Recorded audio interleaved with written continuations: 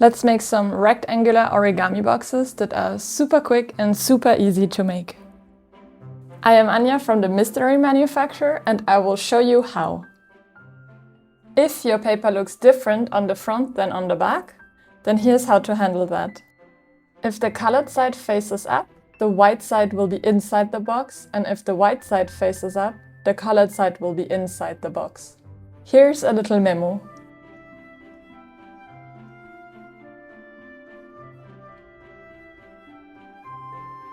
This one will be the lid, and the paper for the bottom needs to be 0.5 centimeter smaller.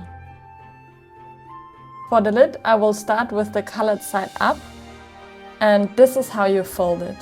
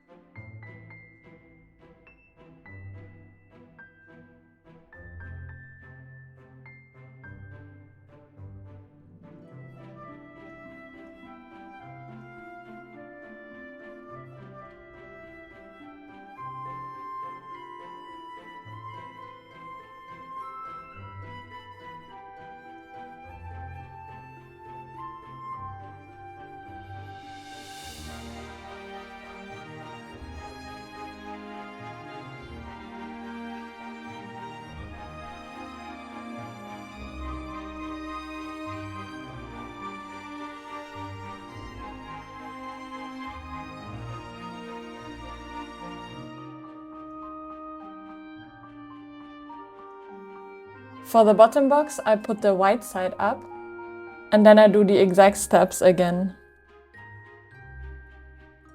Like this, they fit nicely into each other and give a cute box.